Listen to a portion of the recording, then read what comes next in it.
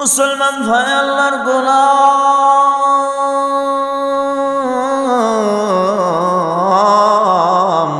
ভালো করে লক্ষ্য করুন, খেয়াল করুন রে বাবা। সামান্য কিছু বয়ান করেই আমি চলে যাব। আপনাদের আপনাদের সামনে যে কথা আমি বলতেছিলাম, মা বাবা এমন একটি সম্পদ রে মুসলমান।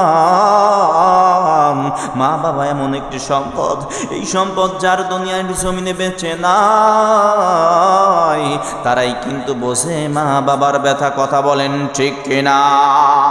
আমার আল্লাহ তাআলা কোরআনুল কারীমের মধ্যে সূরা বানী ইসরাঈলের মধ্যে বলছেন, ওয়াকাদা রাব্বুকা আল্লা তা'বুদু ইল্লা ইয়্যাহু ওয়া বিল ওয়ালিদাইনি ইহসানা।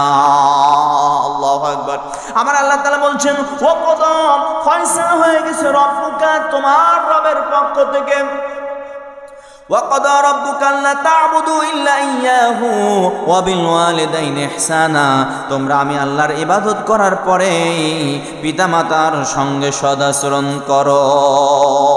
আল্লাহ তাআলার ইবাদত করার পরে পিতামাতার সাথে সদাচরণ করার কথা আমার আল্লাহ তাআলা বলেছেন।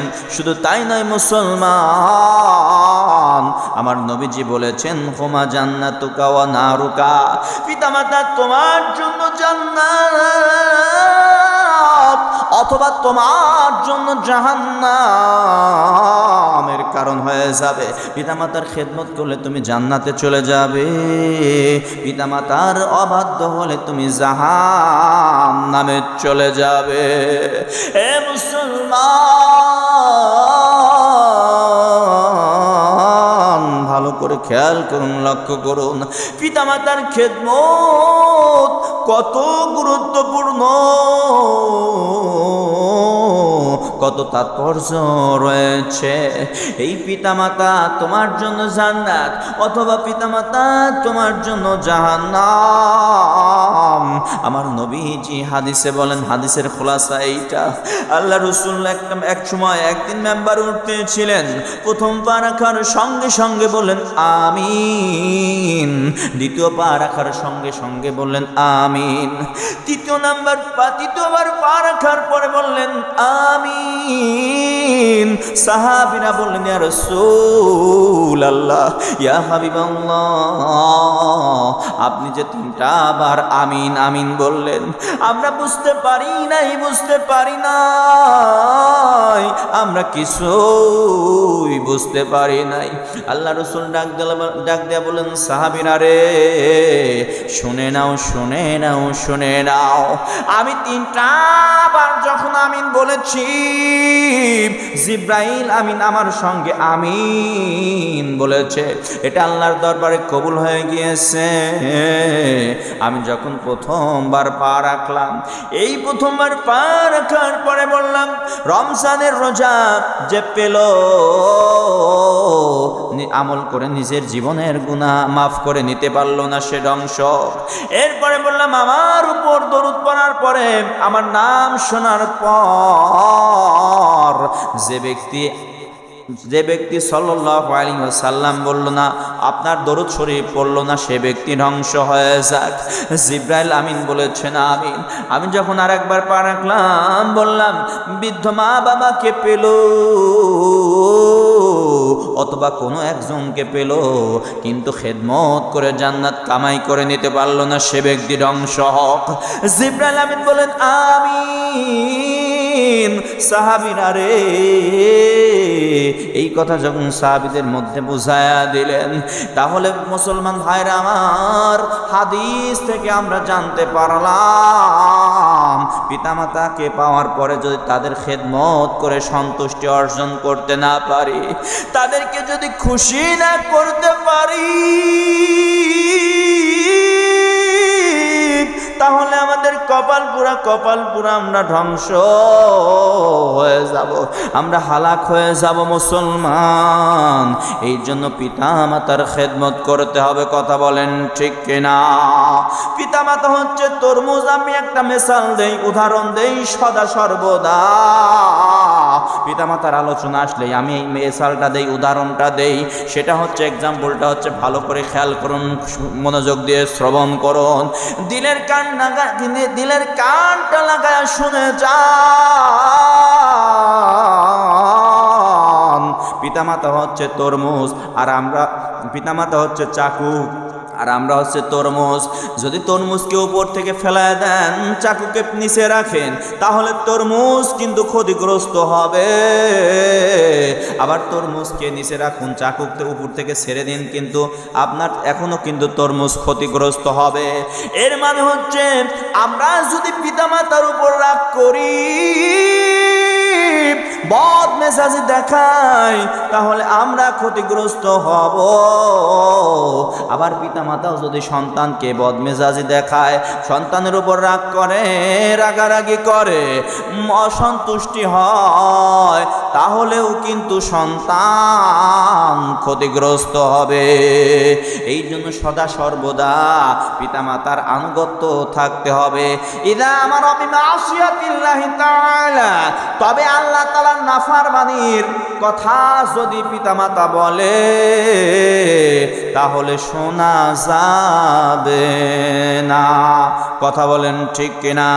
ইদা আমারা বিমাসিয়াতিল্লাহি তাআলা, যদি আল্লাহ তাআলার রবের, আল্লাহ তাআলার যদি অসন্তুষ্ট হয়, এরকম কথা যদি বলে, তাহলে আনুগত্য পিতামাতার করা যাবে না।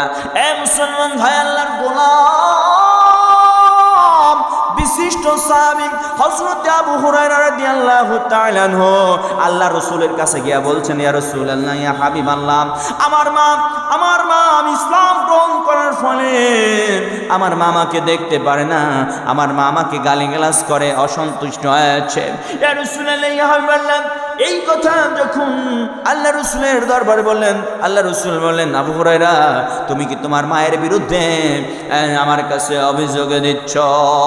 হযরত আবু হুরায়রা বলেন, ইয়া রাসূলুল্লাহ, ইয়া হাবিবাল্লাহ, না না না না না, আমি আমার মায়ের বিরুদ্ধে অভিযোগ আমি দিচ্ছি না, তবে আমার দিলটা চাই, আমার অন্তরটা চাই। ইয়া রাসূলুল্লাহ, ইয়া হাবিবাল্লাহ, আমরা কালেমা পড়ে তাওহীদের পথে এসে আমরা মুসলমান হিসেবে যে কল্যাণ লাভ করেছি, আমার মায়ের জন্য আপনি দোয়া করুন, দোয়া করুন, আমার মাও যেন কালেমা পড়ে মুসলমান হয়ে যায়, তাওহীদ গ্রহণ করে, আল্লাহ তাআলার একত্ববাদ যেন গ্রহণ করে, কালেমা পড়ে মুসলমান হয়ে যায়।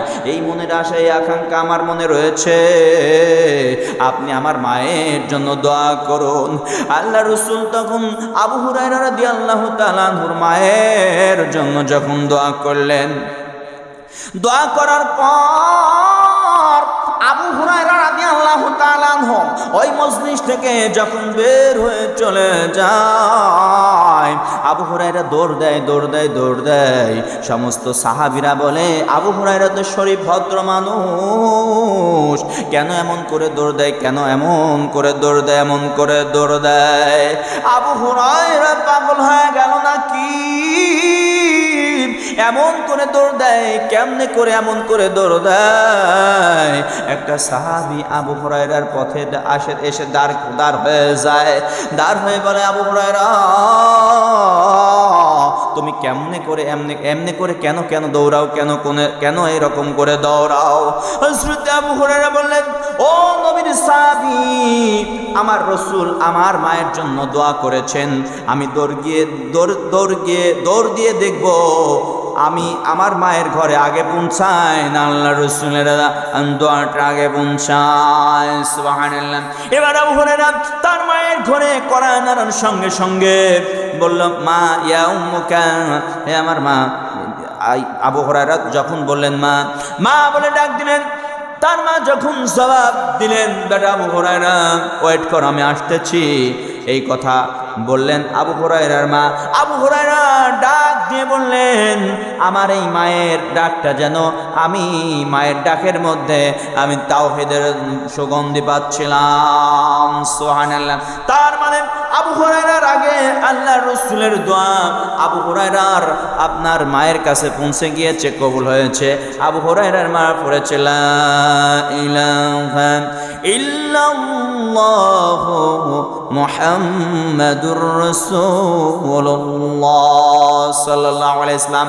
এর উপর আমি চল অটল থেকে এই ইমান মানসিকতা তৈরি করে আবু হুরায়রার মা বললেন, বা বেটা আমাকে রাসূলুল্লাহর কাছে নিয়ে যাও, আমি আর দেরি করব না বেটা, আমি কালেমা পড়ে মুসলমান হয়ে যাব।